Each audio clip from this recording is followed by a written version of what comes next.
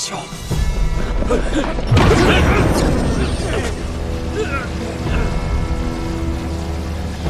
带我去找那簇灵火。痴心妄想！既然如此，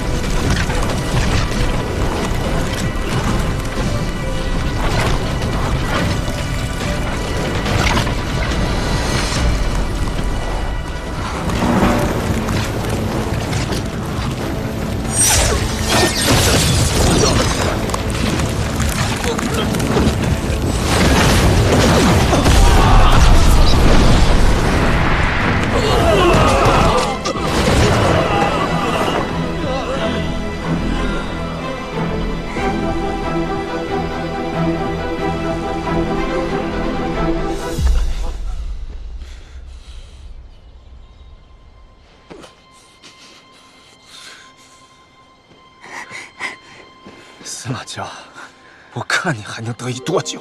待我父亲找到这里，你必死无疑。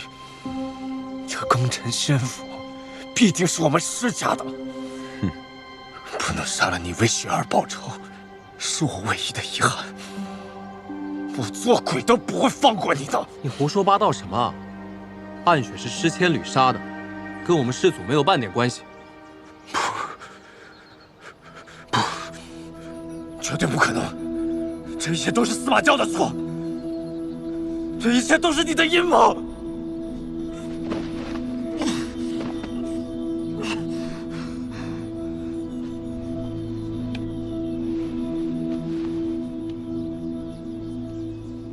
刚养好一点，又流血了。无妨。方才你做得很好，既然动手了，更应该练一练。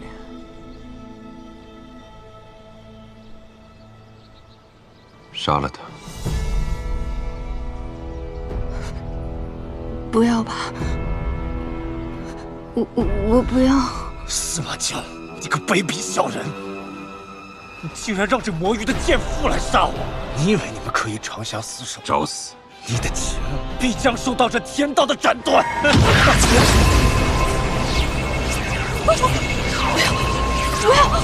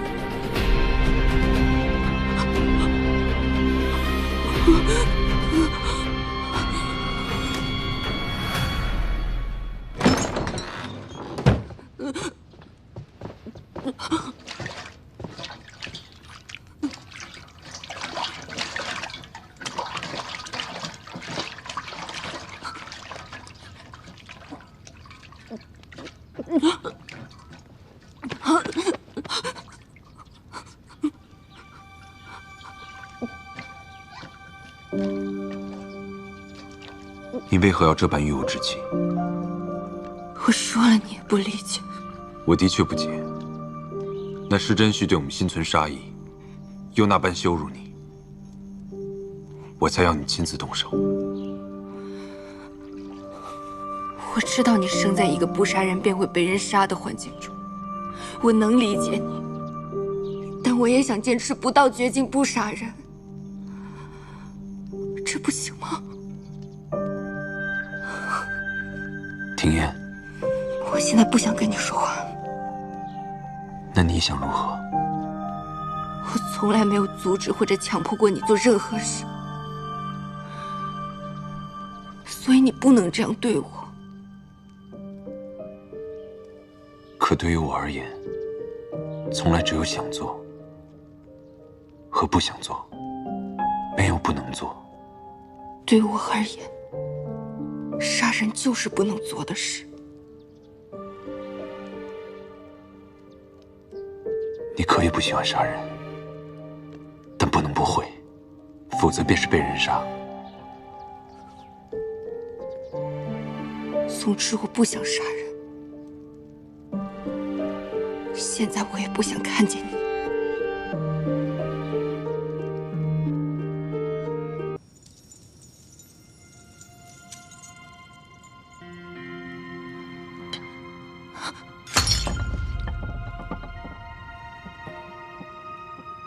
莫非司马昭这一遭会发生什么意外？呸！哪有自己筑自己道侣的？他那么厉害，能杀他的人恐怕还没出生。哪怕受点小伤，也不会有大事的。要是刘光静还在就好了，也能让娇娇给我报个平安。杜灵，念九。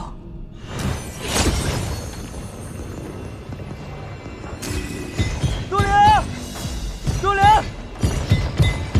念九，平爷，平爷，抓住他！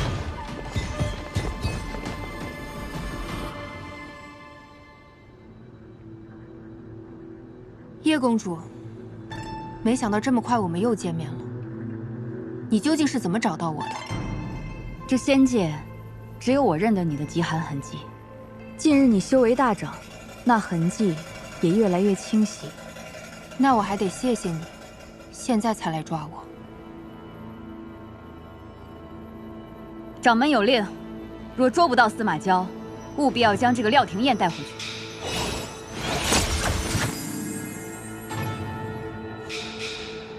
平爷，平爷，找死！叶公主，你究竟站在哪一边？你一个小小的弟子也敢质疑我？是掌门是让你们监视我，但没有让你们命令我。我做什么决定，无需向你们解释。还是快办正事。带走。走。你们放开他！平爷，平爷，放我出去！朱灵，你快放了廷烨！朱灵！啊！我的灵火！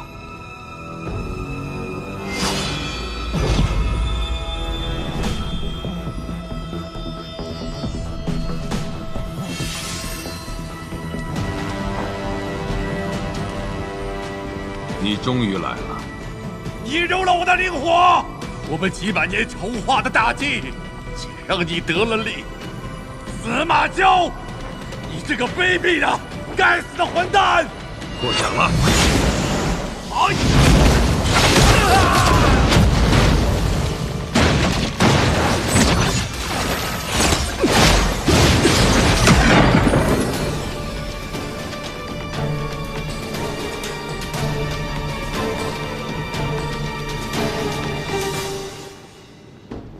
司马娇伤我女儿，让我饱受痛苦，我要让她也承受此痛。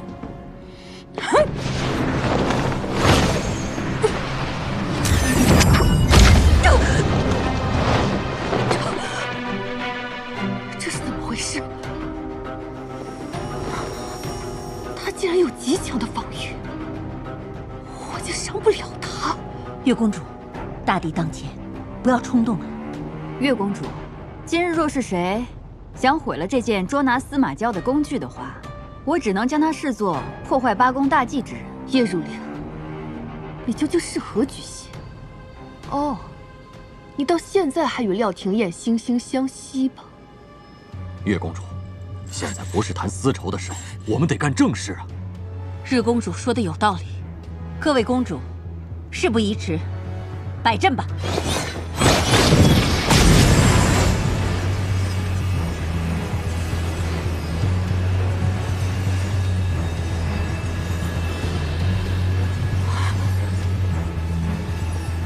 还请立即通知师长们人已带到，让他速速将司马交引至太玄峰。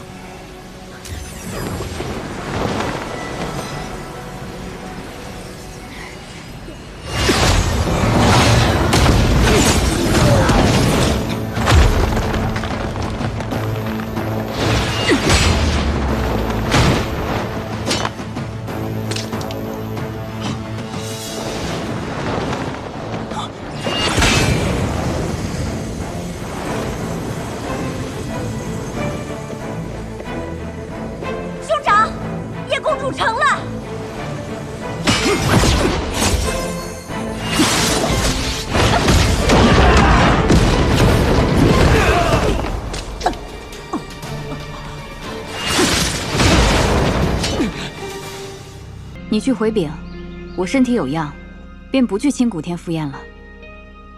是。为何不去？他们想利用廷宴来封印司马交，我得赶紧告知廷宴此事才行。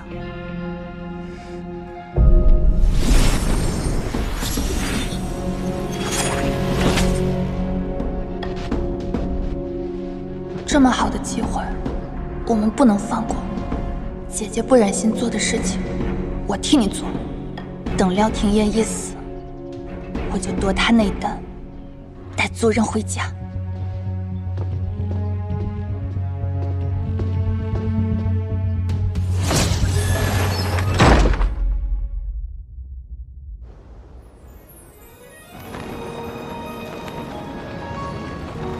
既然祖宗都说了罩着我，那我应该不会有事儿吧？啊！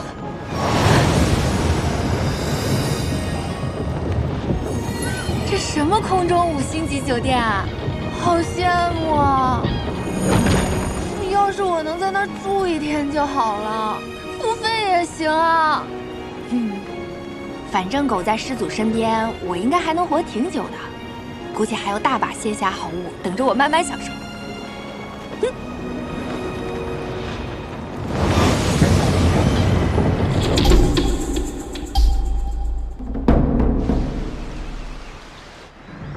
待袁彻那边放出信号，我们便和其他宫一起上。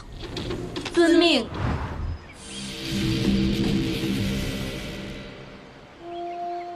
有人在靠近。终于来了！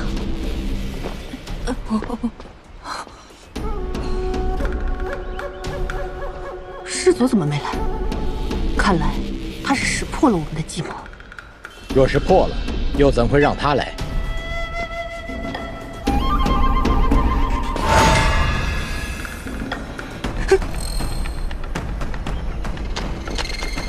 这本就是一场为你准备的宴会，为了杀了你。你去，带上这个，一切如常便好。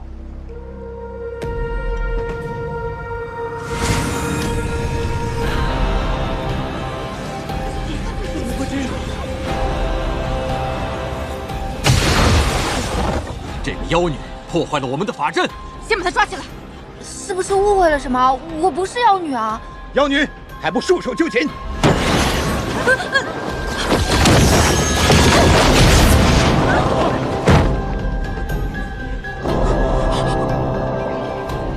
哪里跑？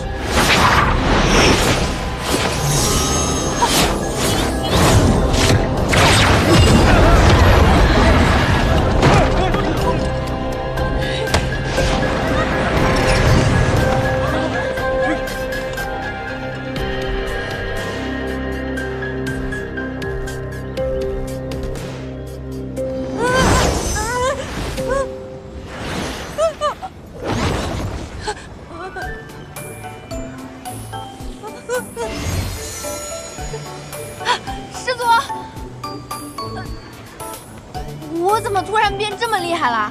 你在替我教训他们吗？走吧。去哪儿啊？去死！啊？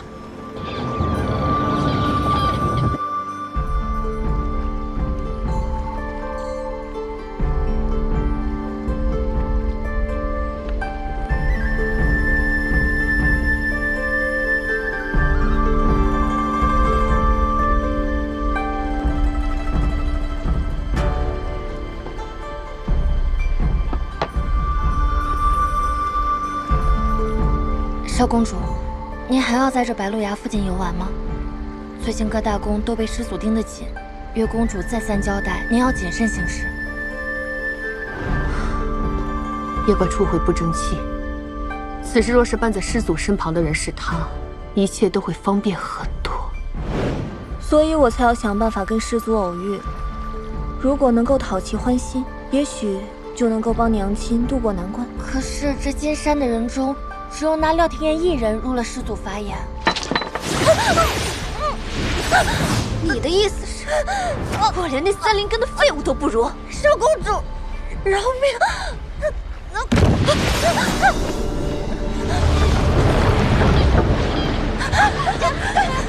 小公主，不可随意进入法眼！保守我根本控制不了这个飞鸽。奇怪，这飞鸽怎么突然停了？有人来了，那是……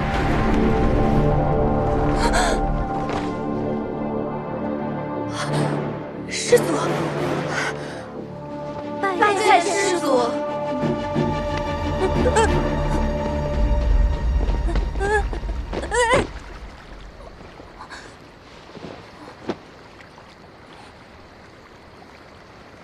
这飞阁不错呀，是个杀人的好地方。难道师祖要在这里杀了廖廷烨？能死在我这飞阁里，算你命好。师祖，弟子愿为您代劳，不要脏了师祖的手。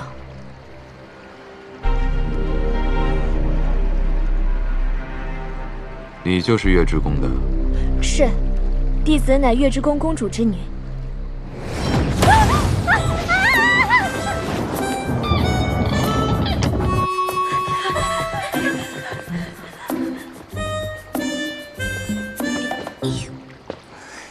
你来人家这做客，把主人赶出去，会不会不好啊？八大宫和诗事，从我司马氏夺走的，不止一座飞阁。啊！你把我一个人丢这儿啊？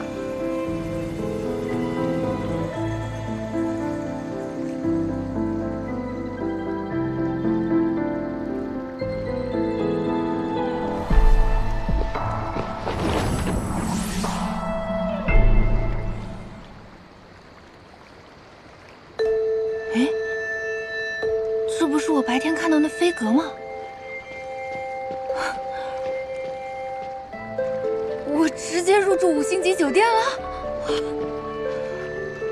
这景色绝了！这是给我装窃听器了吗？怎么知道我想住这儿啊？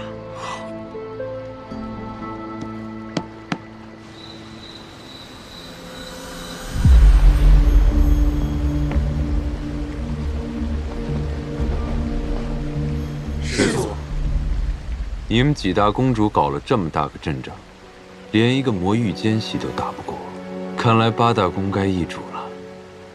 师祖，你说这话的意思是？廖廷烨是魔域之人，这事你们难道不知情吗？那今日搞这么大的阵仗出来，又是为了谁？哦，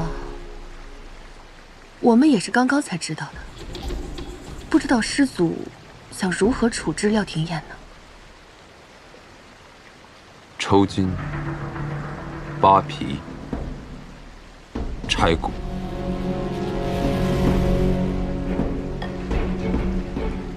我会先将他囚禁起来。这么好的福利待遇，要我在这儿住1个月，我都愿意。再以火炙烤肉体。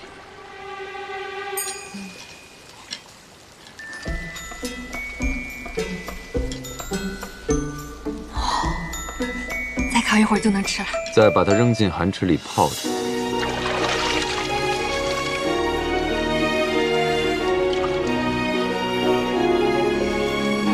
哇，这是什么人间天堂？最后被野兽吞噬，再不见天日。不愧是5星级酒店啊，这么舒服啊！那廖廷燕的尸身呢？没有尸身。如此酷刑之下，定然是尸骨无存了。区区一个魔域奸细，能死在师祖手里，也算他死得其所。滚！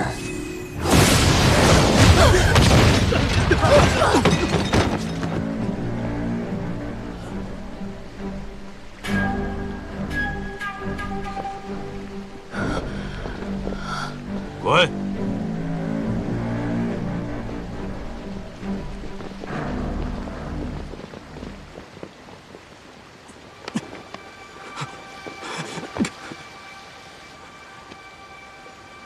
师祖，廖廷燕虽然犯下大错，但他仍是弟子的徒儿，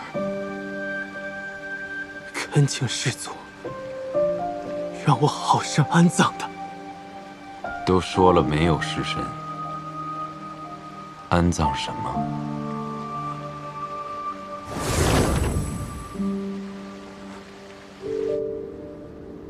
各位是说，师祖亲自动手杀了那魔域之人？对呀，他是这么说的，所以才要来确认。娘，初回，娘，我可算找到你了，那个廖廷燕终于死了。初回，你可是看到什么了？方才我乘着白燕飞阁去了白鹿崖附近，师祖突然带着廖廷燕闯入，而且对他的态度那是极其凶残，还说这飞阁适合杀人。这飞阁不错啊，是个杀人的好地方。廖廷燕都吓傻了。本来我想替师祖动手，但师祖好像要亲手杀了他。竟是真的，我还以为是这司马娇哄骗我们。何必在这猜测呢？看一眼命灯便知真假了。掌门，掌门，廖廷燕弟子的命灯不知为何突然熄灭，魂魄也照不出来了。看来那魔域之人真的死了，竟连神魂一同灭了。可惜啊，没有廖廷燕作引，我们都不是师祖的对手。哎呀，他早不死晚不死，偏偏这时候死。我看今天就到这儿吧，大家都先回吧。且慢，各位，师掌门还有所怀疑。诸位，师祖冲破封印那日，大伙都是有目共睹的。他是多么的护着那廖廷燕啊！岂容你在我面前放肆？怕什么？我不让你死，你就死不了。哎呦，他从小残暴，对谁都不例外。昨天会护着你，今天未必会护着你。这样吧，为了确保这魔域之人彻底被铲除，师某在此建议诸位再一次去白鹿崖。倘若这名魔域之人未死，当下正是他以为骗过了我们，防备最松懈之时。此时如果查探气息，必能有所收获。师掌门说的倒是轻巧。敢问这庚辰仙府，有谁敢擅闯师祖所在之地呀？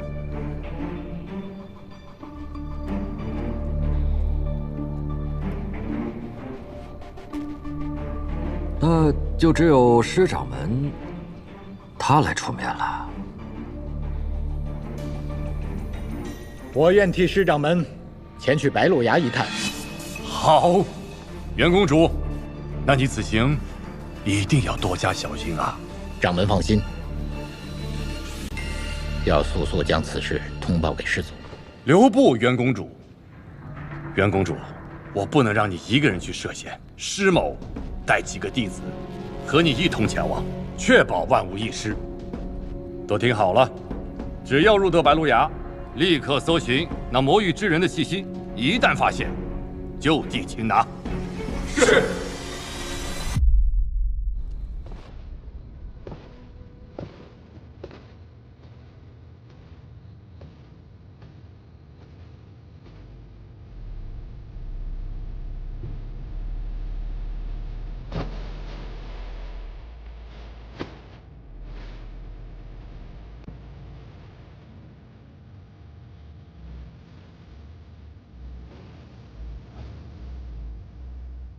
告诉我，你到底是来做什么的？来调整作息，放松身心，简言之，度假。你不想杀我？不想。你为什么不想杀我？我不过是一条无辜的咸鱼罢了。但是我想到了一个法子，也许能让您开心一点。成功啦！我为你提升修为，你就拿来做这些。这能让你开心啊，不好吗？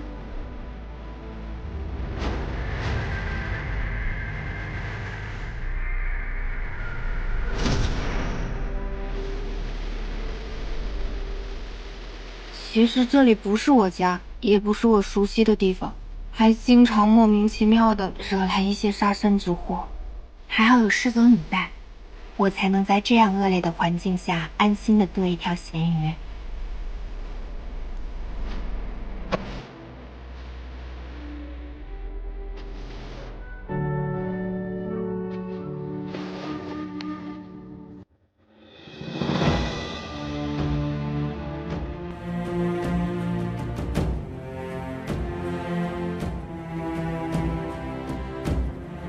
天佑至宗皇帝驾崩，其弟楚让继位。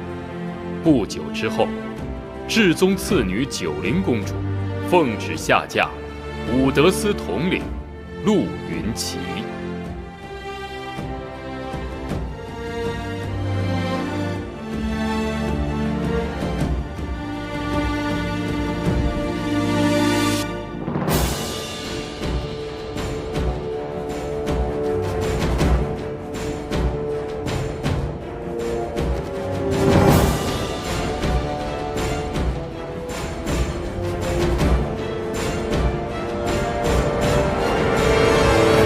参见陛下，吾皇万岁万岁万万岁！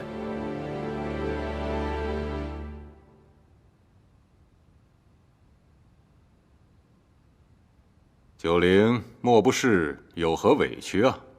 如此吉日，你这是怎么了？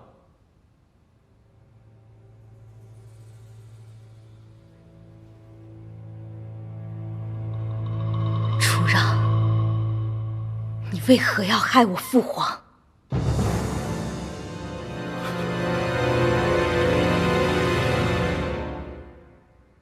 何出此言呐？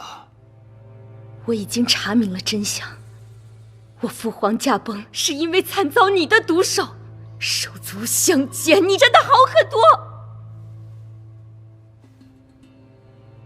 太医院早有定论，皇兄归天乃是旧疾复发，你莫不是听到什么流言了？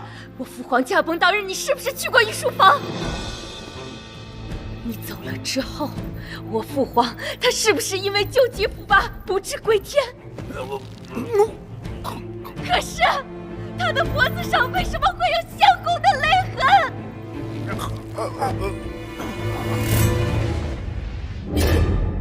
就是他，楚让，是他杀了我的父亲。你是受何人挑唆了吧？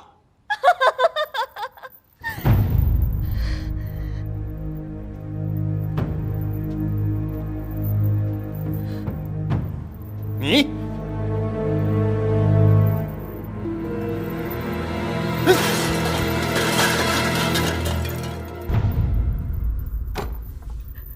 是你杀了我父皇。是。你要如何呀？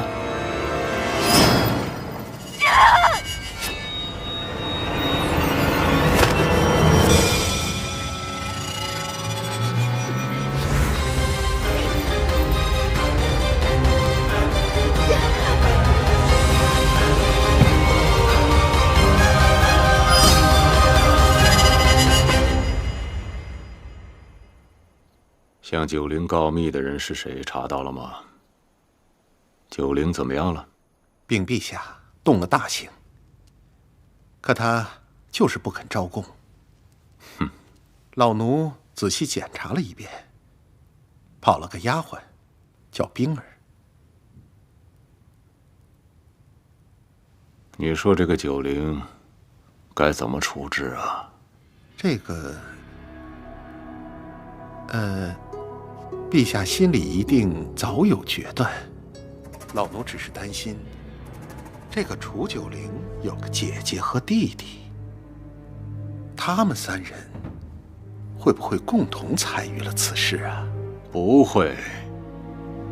他们姐弟3个里头，九黎最是单纯，这九荣尚未成年呢。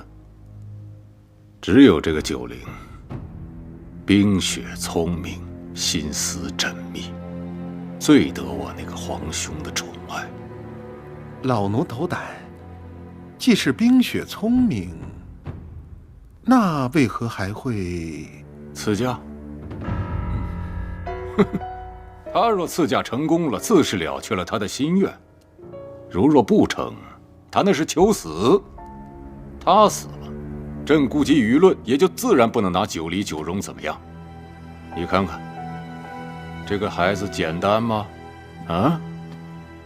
他可是太不简单了。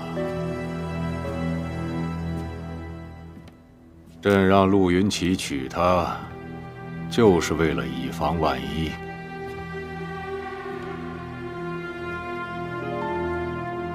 既然他不说，那就没必要再问了。老奴明白。这次可不要有人再跑了。老奴万死。楚九龄，起来吃饭了，吃完饭送你上路。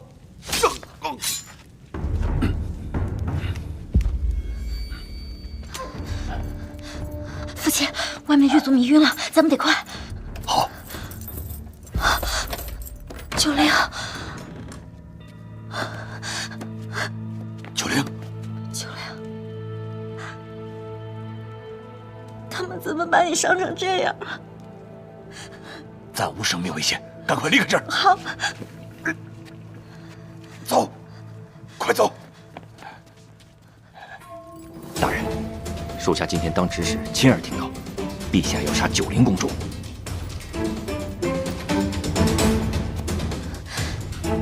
父亲，快些走。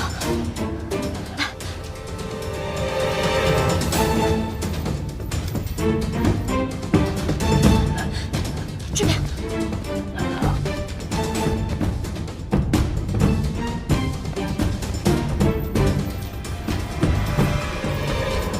等等，父亲，武德寺的人发现九龄不见，一定会搜查整个京城，到时候我们谁也逃不了。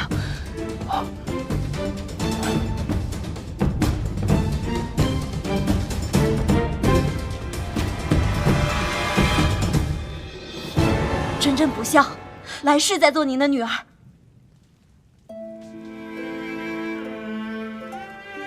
九龄，我们随父亲学医数载，早已是一家人。先皇对君家恩重如山，如今能有机会报恩，是我君家之幸。你要替我好好活下去。遭追了！子良，快！大水，快救火！是大人，快！快点，快救火！快点！小梁，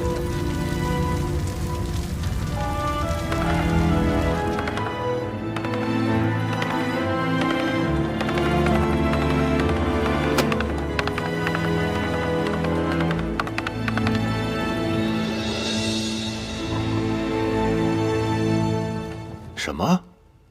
九龄葬身大火？臣赶到的时候，已经来迟一步。那关押之处如何会走了水啊？是臣失职，臣一时不察，竟让公主纵火自焚。自焚？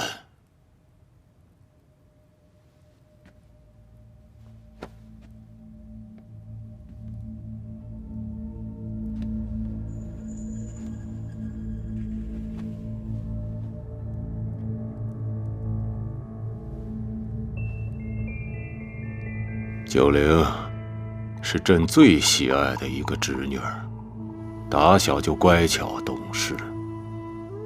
后来在宫外养了多年，却变得性格骄纵，竟然要行刺朕。既然人已经不在了，朕不会罪及他人，继续追究了。谢陛下圣恩。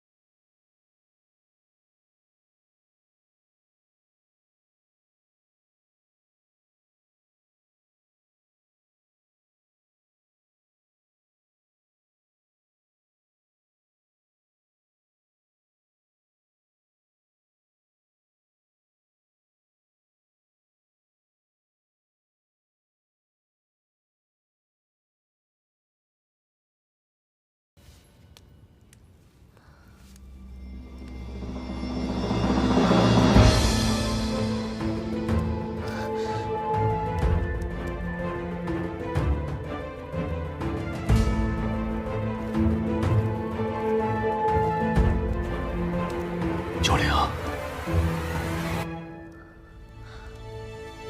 师父，我的脸。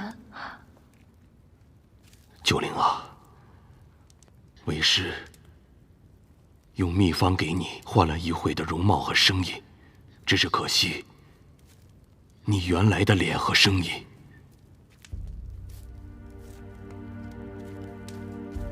师父，真真呢？真真她已经走了。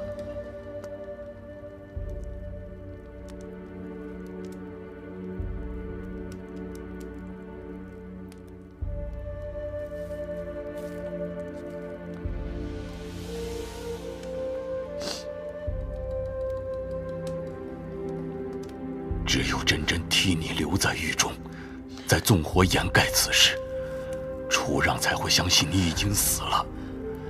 你秘密在我身边学医的这些年，也是我和真真最快乐的几年。先皇对我有恩如天，你落难了，我和真真岂会袖手旁观？九灵，我们君家是自愿报恩的。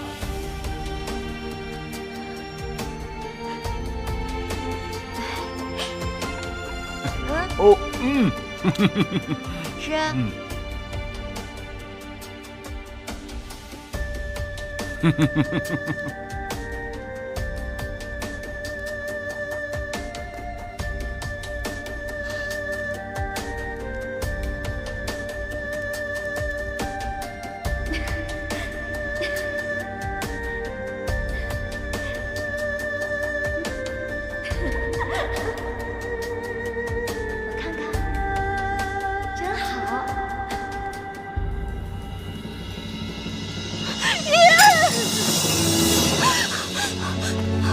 我要去找真真，我要去找真真，你让我去找真真。九灵，你要好好活着，不要辜负真真的一片心意啊！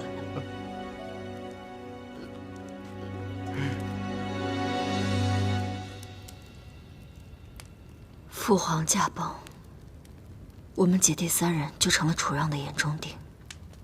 我答应嫁给陆云启，也是为了让他放下戒心。就算我入宫行刺失败，他也不会再对他们动手。九黎公主和怀王殿下确实暂无生命之忧，事到如今，将你的容貌变成真真的样子，是不得已而为之，可也是不幸中的万幸。从今往后，再也没有人能将你和天佑的九灵公主联系在一起了。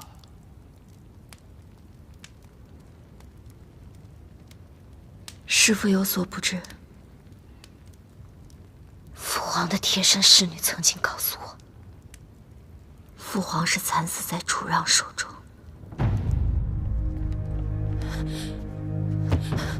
公主，冰儿，你去哪儿了？所有人都在找你。公主，奴婢冰儿有要事回禀。先皇骤然驾崩前，陛下曾带着陆统领秘密入宫，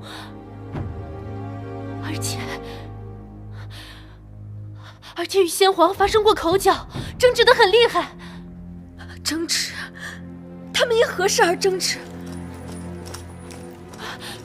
奴婢不知争执原因，但我亲眼看见，先皇驾崩后脖子上有勒痕，绝不是太医所言旧疾复发。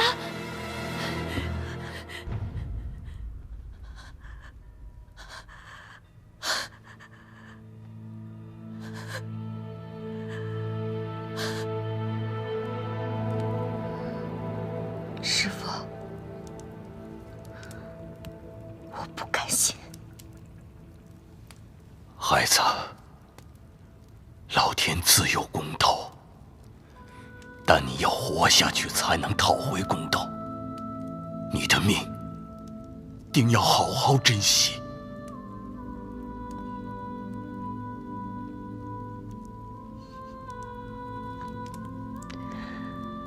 活着。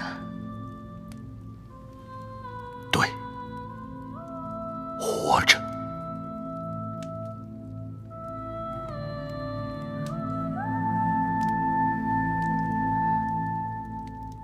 师父，你因为我失去了女儿，以后我便是君真真。我要替真真坚强的活下去。好，只有活着，才能讨回公道。好孩子。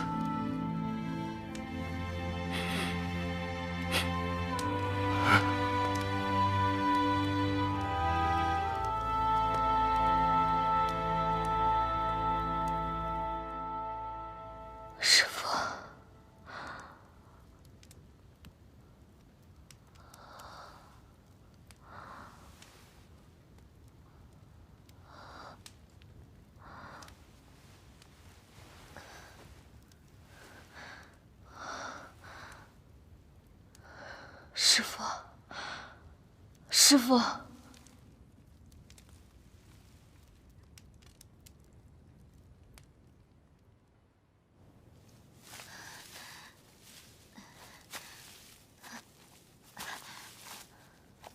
师父，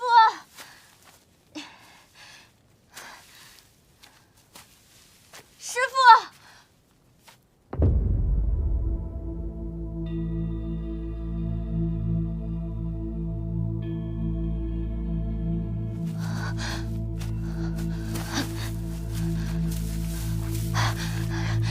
师父，师父，师父，师父。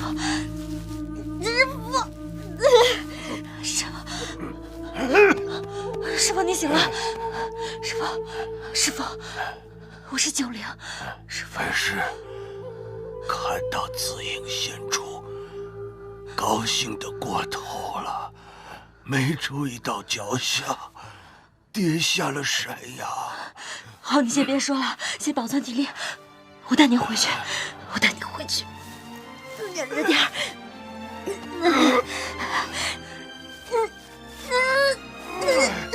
九灵，师父，没用的，没用的。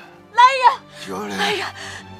九灵，这是我们君家祖传的玉佩，你拿好了。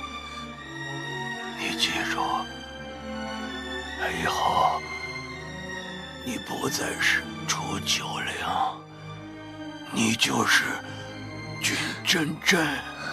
我不，我谁也不是，我只要师父活着。你听到了吗，师父？如今有件事必须交代于你。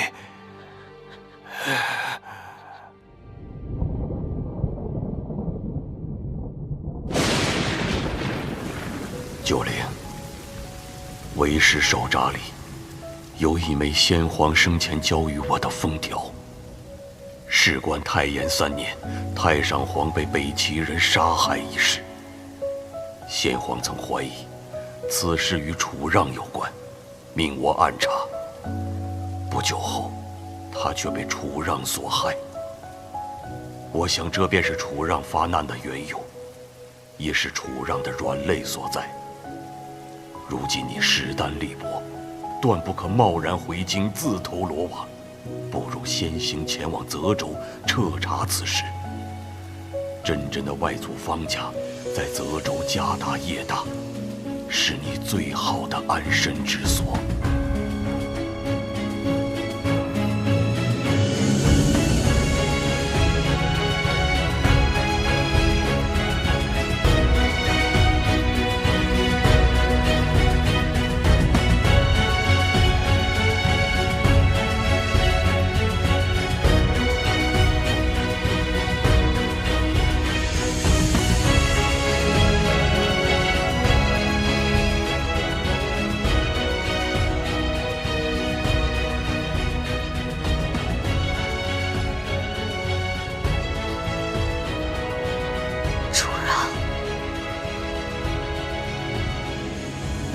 我一定会替父皇讨回来，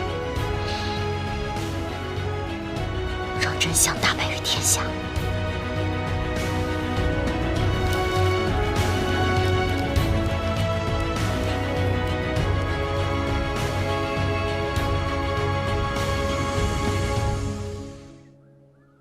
往南10里的碧云坡客栈，汝南老宅的丫头柳儿，在那儿等你。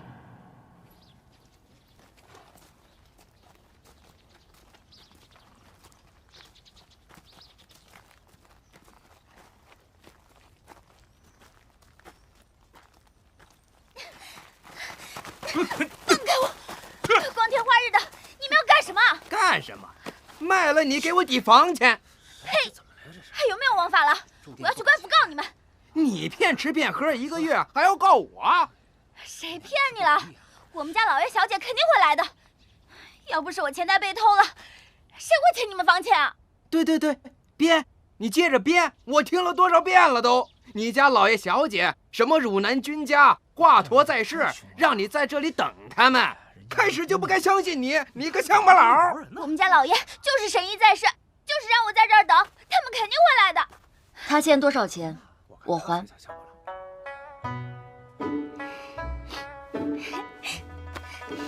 小姐，我总算等到你了。这么多年没见，你长得越发的好看了。从老宅跟出来的那些人都不愿意等了，他们抢了我的钱袋跑了。现在好了，我跟你在一起，就没有人能欺负我们了。柳儿不哭，你这些日子辛苦了。我接下来要去投奔外祖方家，如果你愿意，可以和我一起。愿意的，愿意的。小姐去哪儿我就去哪儿。只是，那方家是商户之家，我怕您去了泽州之后会觉得委屈。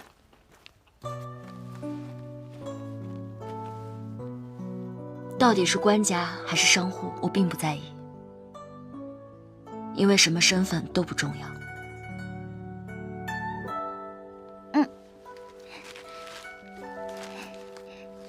你快吃吧，我不饿。多吃点，吃完我们动身去泽州。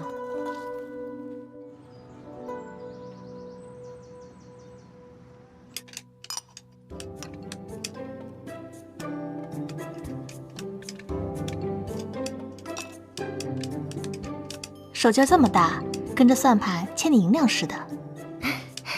我打小就没个轻重，妹妹又不是不知道。德胜昌的算盘都被我打烂多少个了，不差这一个。大小姐、二小姐，家里来客人了。咱们家什么时候客人断过？你慌里慌张的做什么？说是老夫人的外孙女。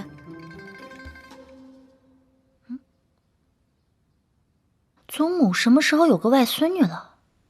我怎么没印象？我好像听母亲提过，但是已经很久不来往了。很久不来往的人突然找上门，肯定有事儿啊！走，看看去。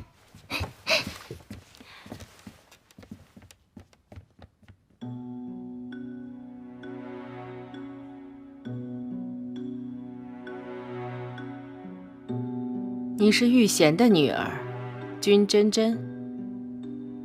是，祖母。走近些。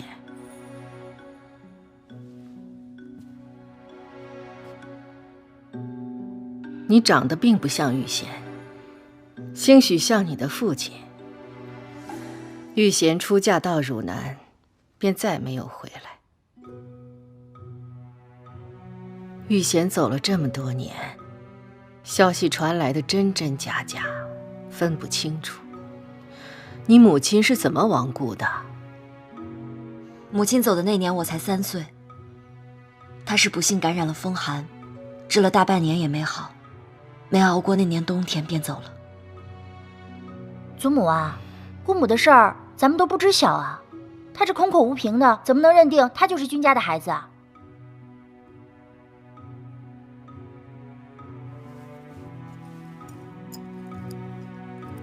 祖母，这是君家祖传的玉佩。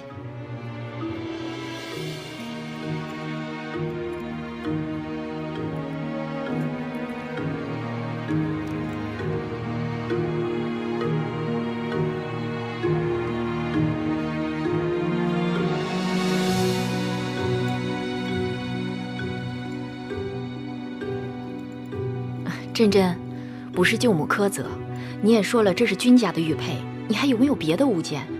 比如你母亲的东西，或是汝南的文书之类的？切，果然，又是一个来方家混银子的。姐，你就少说2句吧。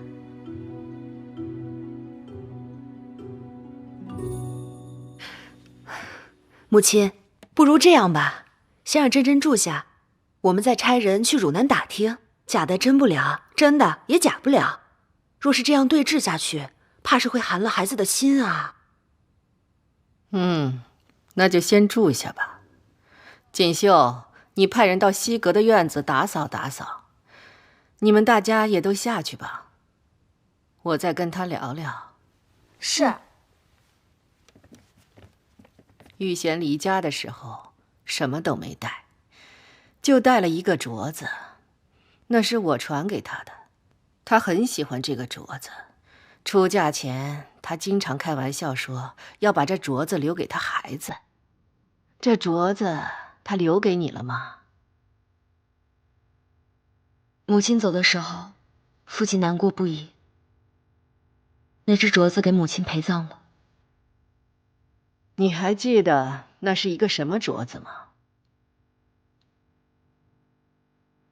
老夫人的首饰多为翡翠，想必她是偏爱翡翠的。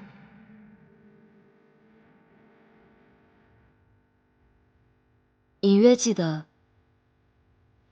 那是一只绿色的翡翠镯子，很通透。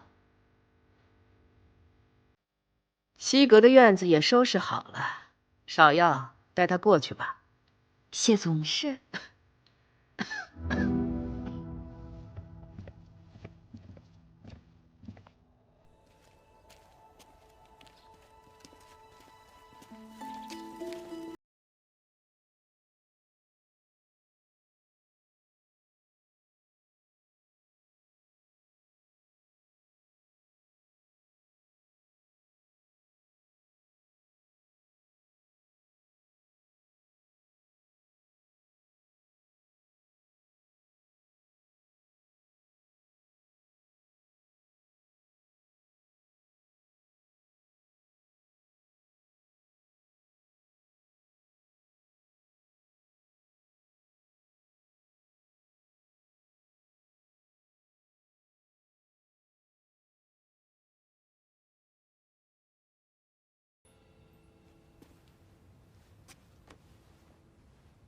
theo我住吧，反正住多久也不一定。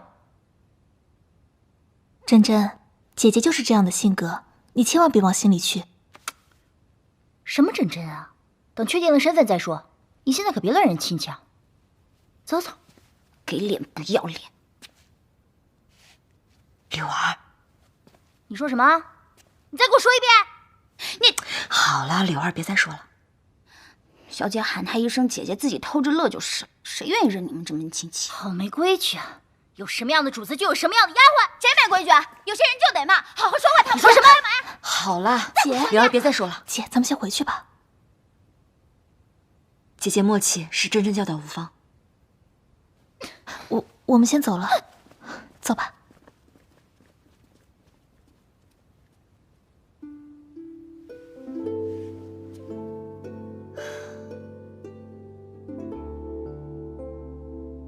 小姐，我以后不会了。你呀，我们刚到方家，要谨言慎行才好。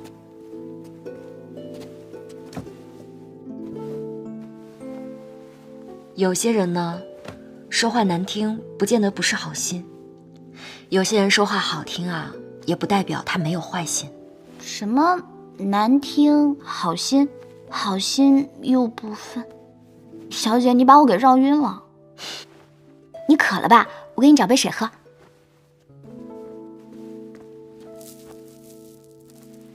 经历的事情多了，自然而然就懂了。喝茶。哦，对了，老爷在信里交代，我从汝南老宅带回来一样东西，他说非得要亲手交给你。啊，在这儿，那，这是什么？不知道。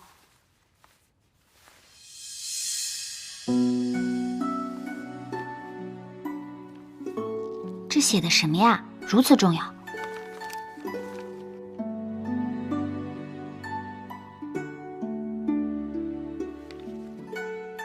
这是与宁氏公子的婚书。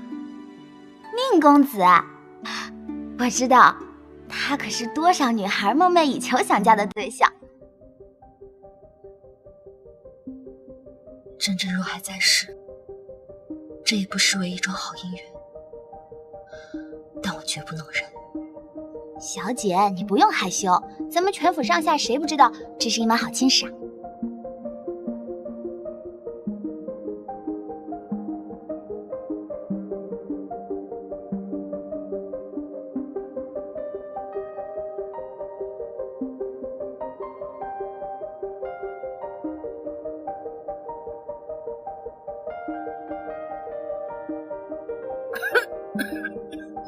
祖母，今天厨房做的这道菜不错，您多吃点。祖母若是今日咳嗽呢，就少吃些油腻的，多吃清淡一些比较好。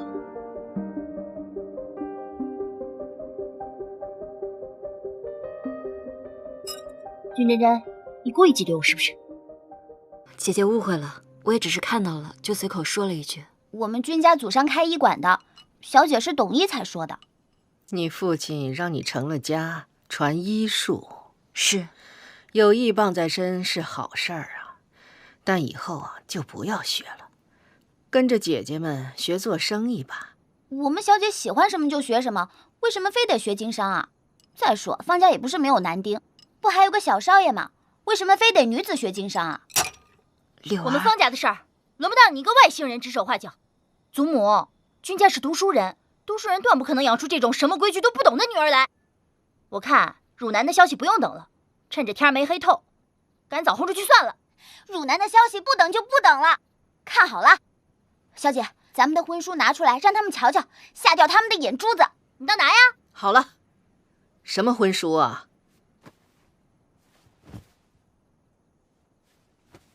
你倒是拿呀！怎么，人是冒牌的，婚书也是冒牌的？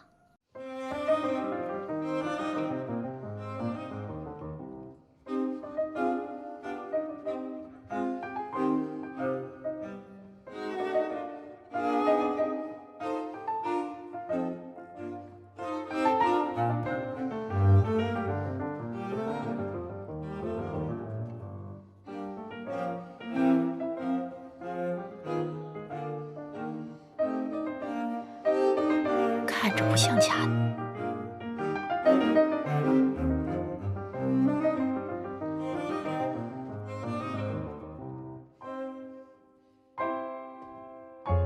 你跟宁家定了亲？是。早就该把婚书拿出来，免得让家人误会。家中变故不如从前，这婚约也是以前定下的，不知现在还作不作数，算不得什么证据吧？你也太小看宁家了。宁十公子素有清贵美誉，做人有信。既然是双方长辈定下的婚约，人走了，婚约还在。改日我带你到他家走动走动，认识认识。祖母，不用这么快吧？就这么定了，吃饭吧。珍珍，你尝尝这糟煎白鱼，是泽州的特色菜，在别的地方尝不到的。谢谢祖母。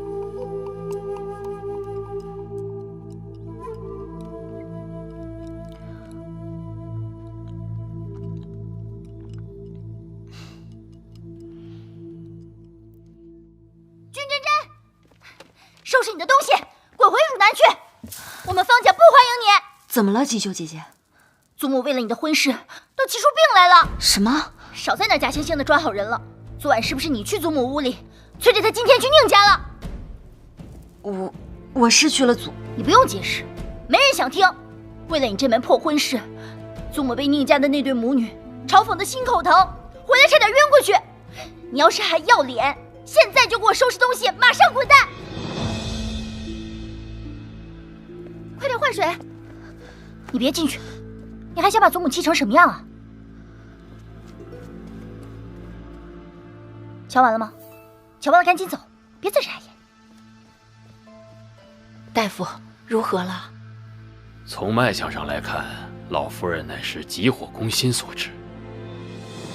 祖母是心病，还需要心药来医。宁夫人，坐吧。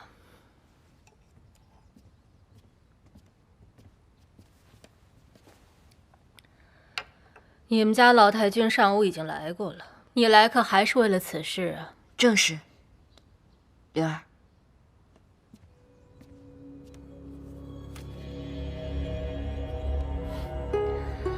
这婚书不是我不认，只是我们家老太爷从来就没有提过这件事情。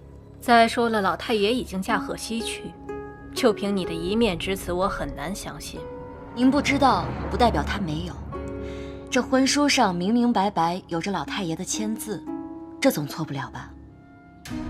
结亲是结亲，可不是结仇啊。有的时候做事可不能只凭手段。你纵然一时如愿了，可是你难过的是一辈子。既然如此，那宁夫人打算怎么拿回这封婚书，让我退了这门亲事呢？君小姐，我已经说过了，我们家老太爷从来没提过这事，救命之恩也没提过。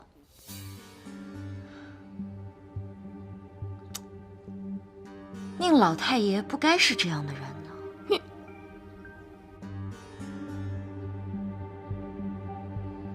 我听闻你们家在这个地方是祖传行医的，想必救过的人不计其数吧？不知这救命之恩得了多少人以身相许啊？君家治病救人，有钱的收钱，没钱的就罢了，这是医者的本分。但是被救治的人，有钱的给钱，这是本分；没钱的给尊重，这也是本分。是，该给钱的给钱，该收钱的收钱。可是人家子女的婚姻大事，可不是你要挟的筹码，这可是一个人一辈子的命。可宁老太爷没给钱。你胡说！我祖父才不是这样的人。哎，当初宁老太爷说回家拿钱，但是我祖父再三不肯。但是宁老太爷又碍不住面子，不想欠人情，于是当下定下这门亲事。宁夫人，这门亲事你若认，它便是婚书；你若不认，它便是欠条。你什么意思啊？你们给了这治病救人的钱，这婚书便收回去，大家两不相欠。母亲，把钱给他，打发他，让他快滚。好了，你出去吧。母亲，出去。